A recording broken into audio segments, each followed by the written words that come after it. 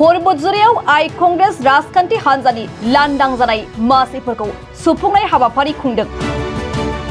कक्राझार जिल्लानि परबतजरा मुखुमानि सिगाङाव थानाय बासबारियाव दिनै परबतजरा एसटि सेलनि बानजायनायाव आइ कंग्रेस राजखान्थि हान्जानि लांदां जानाय मासिफोरखौ सुफुंनाय हाबाफारि खुंनाय जायो। कक्राझार जिल्ला एसटि सेलनि आफादगिरि राजेश ब्रह्मनि मासि सामलायनाय खुंनाय बे हाबाफारियाव आलासि महरै आसाम प्रदेश कांग्रेस कमिटिनि नेतानि गर्जन मुसाहारिजों लोगोसे कक्राझार जिल्लानि आफादगिरि प्रेम हासदा लोगोसे आइजो गांखंनि आफादगिरि सनामुनि मुर्मु आरो परबतजरा जिल्लानि आफादगिरि मान्नान आली शेखजों लोगोसे गुबुन गुबुन बिबानाव थानाय सोद्रोमाफोरा बाहागो लायो। जोङो दिनै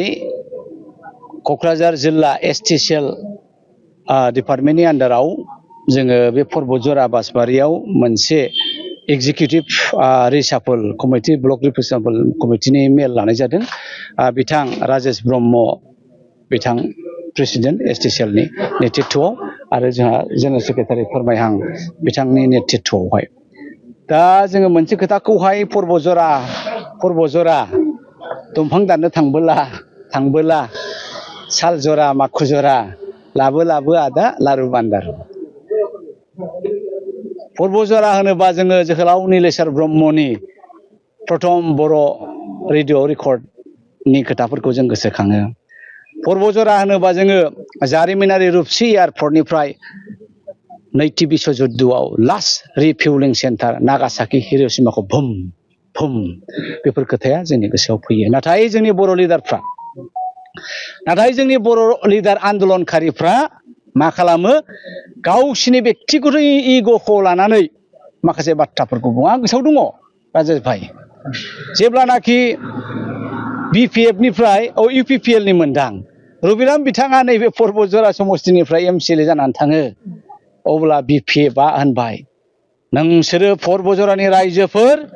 नोंसोरो जोंनो भट होआखै, इउपिपिएलनो होदों, नोंसोरखौ ना बालाबाथिया बायदि फोरानजोबगोन आं। बेसेबां दुखुनांथाव, फोरानदोंबो 10 बोसोरा फोरानखादों, 15 बोसोरा फोरानखादों। दा नै बिनि उनाव उल्था जालायबाय, बिपिएफनिफ्राय मुनमुन बायद'आ देरहालायबाय, इउपिपिएलआ होनलायबाय नोंसोरो इउपि माबा बिपिएफनोसो भट होदों, जोंनो होआखै, नोंसोरखौ ना सिंगि गोरान फोराननाय बायदि फोरानगोन आं, इउपिपिएलआ बुंलायबाय प्रमद बर' बिथाङा। बेफोरखि मोनसे काहानि जायो। दा बेखायनो थांनाय लकसभानि बिसायख'थियाव परबतजरा रायजो राजाया कंग्रेसनो बेक्तिगत बुङोब्ला गर्जन मुसाहारिनो गोबां भट होनानै बिथांमोनहा जोंखौ देरहाहोआखैब्लाबो समर्थन खालामदों। आं बेखायनो बे परबतजरा ओनसोलनो जोंनि कंग्रेसनि जानानै नैबे गोनां खोथाफोरखौ बुंगोन, जायखौ हाग्रामाया मावनो हायाखै, जायखौ प्रमद बर'आ मावाखै, एबाराव नैबे काउन्सिलनि इलेक्सनाव परबतजरायावहाय कंग्रेसआ देरहागोन। बेनि उनावहाय जोङो नै बिधान सभायाव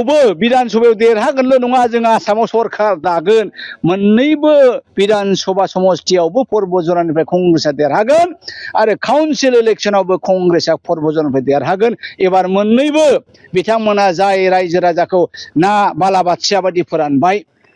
इउपिपिएलआ जाय रायजो राजाखौ ना सिंगि गोरान बायदि फोरानबाय, एबाराव जोङो बिथांमोनखौ फुंगा एखेबारे ओनसोलफोरनि मादाव प्रथम प्रायरिटिया जोङो परबतजराखौ होदों। आरो मा खहा जाया, कंग्रेसआ नेशनेल पार्टिसो, भारत सोरजिग्रा इन्डियान नेशनेल कंग्रेसआ महात्मा गान्धीनि जोनोम होदों, सुभाष चन्द्र बसमोनखौ जोनोम होदों, डक्टर आम्बेडकार मोनखौ जोनोम होदों, पन्डित जवाहरलाल नेहरू मोनखौ जोनोम होदों, Shrimati Indira Gandhi first women prime मिनिस्टारखौ जन्म होदों। बे कंग्रेसआ बिपिएफ आरो इउपिपिएल ज' जानायाव जोंलाय मानो गाबनो? दा गाबनांगौआ बिथांमोनासो साननांगौ। जेब्लानाखि बिपिएफआ कंग्रेस एलायन्सआव दंमोन, रह' राजा फिसा बायदि रायजो खुंदोंमोन कंग्रेसनि थथा तरुण गगৈ देबनि अननायाव। जेब्ला बिपिएफआ कंग्रेसखौ जुगारो गाद्दारि खालामो, बिजेपिजों थाङो, बिजेपिजों बल जोखोदावनाय बायदि जोखोदाव हरजाबाय आरो दिनै इउपिपिएलआ बिजेपिआव थानानै मा मावनो हाखो? गावसिनि एकर्डनि इमप्लिमेन्टेसननि दफाखौ मोनसेबो खालामाखै। दा नैबे दायनिफ्राय बारग'नो प्रमद माबा दिपेन बर'आ मोनसे कार्डसो गेलेदों आरो मा बर' रायजो राजाखौहाय हारिनि बाथ्रा बुंब्ला खौसेथिनि बाथ्रा बुंबा जोंनि थैया दुंग्लाबो नालाय नैबे जाहैबाय हिमन्त बिश्व शर्मानि फर्मुलाखौ हिमन्त बिश्व शर्मानि माउथपिससो दिपेन बर'नि बुंनाय बाथ्राया मालाबाबो सैथो नङा बाथ्राया रायजोफोर खोनासं एबाराव ओरैबायदि बिपद जाबाय हिमन्त बिश्व शर्माया आफार आसामाव उजनि अखमत गौरब गगৈ और बादेर बेलेग खथाय नाय दिपेन बर'नि बुंनाय बाथ्राया मालाबाबो सैथो नङा बाथ्राया रायजोफोर खोनासं एबाराव ओरैबायदि बिपद जाबाय हिमन्त बिश्व शर्माया आफार आसामाव उजनि अखमत गौरब गगৈ और बादेर बेलेग खथाय नाय 10टानिफ्राय 15टा गौरब गगैया आफार आसामाव हारसिङैनो एमएलए लाबोगोन फारसेथिं लवार आसामाव नामुनि अखमत जोंनि एखेबारे जायान किलार रकिबुल हुसेना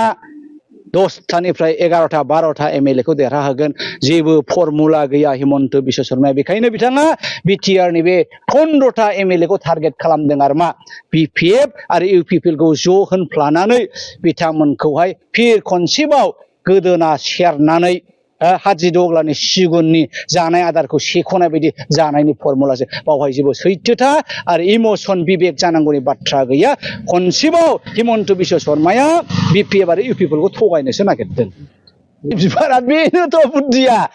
बेना आखला बेबायदिनोथार हिमन्तआ एखे मालाय हालौनायाव एखे सैमानि आगान अमा हालौनायाव सैमानि आगान बेनि अनगायै जेबो नङा रायजोफोर साबधान बे बिजेपिया सारा भारतखौ धंस खालामबाय नै रायजोफोर माबा स्मार्ट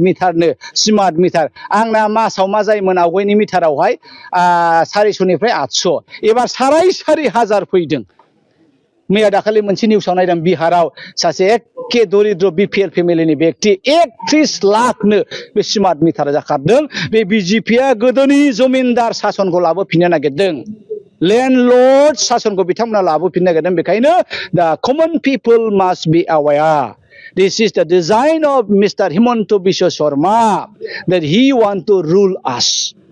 जोंनि फाफ्लियाव गाखोनानै जोंनि फाफ्लियाव होनानै सोरखौबा गावनोसो टारगेट लादों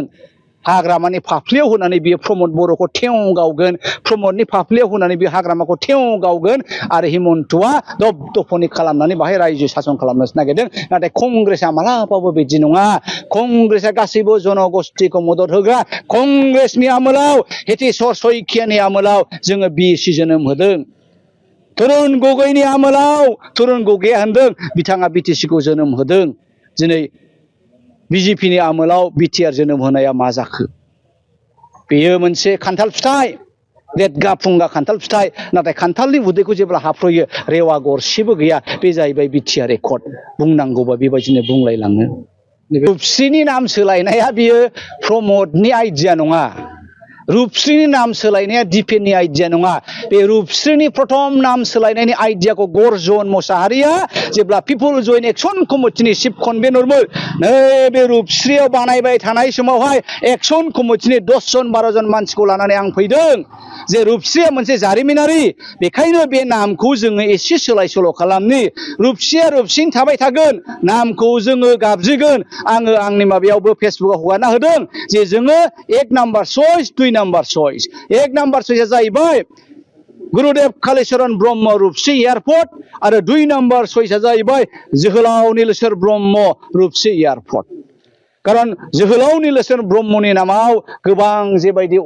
माबा अनुष्ठानफोर गैया आं बेखायनो बेखौ बोलो होदोंमोन दा बेखायनो बेयो प्रमदनि आइडिया मालाबाबो नङा जाय हक बिथाङा जे रूपश्रीनि खोथाखौ बुंदों बिनि सिगां बिथाङा बै एनडिएफबिफोरनि जेलाव जोबजानायनि खोथाखौसो बुंनांगौमोन कारण बिथाङाबो आन्दोलनकारि बे रूपश्रीनि खोथा बुंनायनि सिगां बिथाङा मा बुंनांगौमोन जे बिथांनि बै बिटिआर रेकर्डनि दफाफोरा मानो इमप्लिमेन्ट जायाखै गामिया मानो दाबोनो हाबाखै नैबे खोथाखौसो बुंनांगौमोन दा बिथाङा बेफोर खोथाखौ बुङामायानो मालाय आसमल मावखोन्दा आद्रा खामानिखौसो हिन्दी जे इंलिस जे मबाइलाव नायला बोदलाबायना बुंबाय बेफोरनो जाहैबाय बेसेबां लासिं सिं गोबां बुङोब्ला बेनो दा गावजों गाव बुसिलायनायसो जायो खिन्थु आङो सानदोंमोन जयन्त बिथाङा एखे स्रा स्रा बे बाथ्राफोरखौ बुंनांगौमोन खारन जोङो आन्दोलनकारि बिथांनि सायाव गोबां आसा दंमोन आसा खालामनानै बर' रायजो राजाफ्रा बिथांनो भट होनानै देरहाहोदों नाथाय बर'नि जानानै बिथाङा फंसेबो बाथ्राखौनो माथो बुंदिया खोब दुखुनांथाव आरो लाजिनांथाव जोंहा क'क्राझाराव मोनबासिम देरहानायनि जायगाफोर दङ दा बिनि थाखायनो जोङो बेखौ असिला लानानै नैबे एसटि सेलखौ पर्बजेराव बोलो गोरा खालामनो नागिरदों आरो मा जोङो क'क्राझाराव मोनबासो देरहागोन बिनि उनावहाय चिराङाव मोननै मोनथामसो देरहागोन उदालगुरियाव बिदिनो मोननै मोनथामसो देरहागोन बाक्सायाव बिदिनो मोननैसो देरहागोन जोङो राजा जायाब्लाबो राजा बानायग्राखौ जानो हाथारगोन होननानै जों आसा खालामदों आरो